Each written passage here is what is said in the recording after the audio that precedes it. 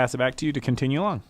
Okay, so let's talk about the antithesis, though, of the problems that we've had with with all these different groups looking after their own short-term best interests. Let's talk about Toronto Dominion Bank, and that was a bank that did not engage in mortgage-backed securities.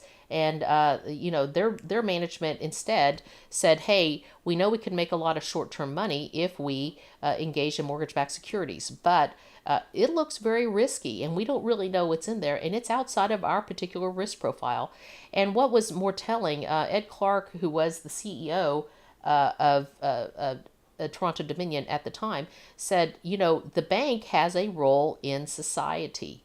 And we have a valuable role in commerce. And if it wasn't for us, our capital system would certainly struggle, because you need banks to go ahead and provide liquidity for large projects and get things built and make things better for a whole lot of other people. And so he said, we have that role, and we do not have a right to subvert that role. We cannot basically bet the bank on these short-term speculative moves. So, and I think it was pretty hard, because his competitors were making money hand over fist. They were engaging in these mortgage-backed securities, and he said, "No, we're not going to go there." And so I kind of wonder at times whether or not the shareholders of Toronto Dominion kind of gave management a hard time for basically passing by these mortgage-backed securities, because after all, their competitors' bottom lines were probably very healthy and probably astronomical in some cases, whereas Toronto Dominion was just staying the course. But most telling, he said, we have a role, we have a long-term position in commerce, and we just don't have the right to subvert that. And I think CPAs also need think the same thing. Like Lehman's auditors, I mean, are they going to go ahead and basically sell up the river the role of the CPA in maintaining fair financial reporting and fair tax administration just so they won't lose a client?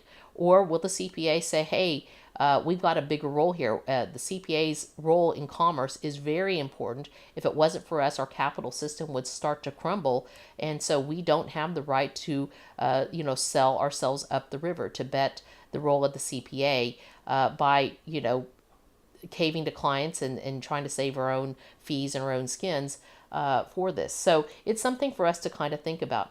Now, let's quickly go to subordination of judgment. And so we saw that was a lot of the things that were happening here in the mortgage crisis. And so the integrity and objectivity rule, as the AICPA code says, prohibits a member from knowingly misrepresenting facts or subordinating his or her judgment when performing professional services for a client or an employer or on a volunteer basis.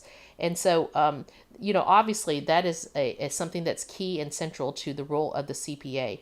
Okay, let's look at the last couple items here. Objectivity and independence. So the AICPA code says objectivity is a state of mind, a quality that lends value to a member's services. It is a distinguishing feature of the profession. The principle of objectivity imposes the obligation to be impartial, intellectually honest, and free of conflicts of interest. Independence precludes relationships that may appear to impair a member's objectivity in rendering attestation. So, again, objectivity says, I'm not going to be swayed by any type of rationale that a leader may tell me. As I said, the CFO of WorldCom said, it's an error. It will reverse itself next quarter. Well, the deal is that the lower level accountants in WorldCom, they liked their CFO. He was a brilliant guy. They trusted him, and they wanted to believe him. They had some consternation of what he was asking them to do, but they wanted to believe that he was telling them the truth. And the deal is, I think that in this case, part and parcel and hand in hand with objectivity is professional skepticism. And it's hard to do, especially to a superior, but it's something that they need to go ahead and employ.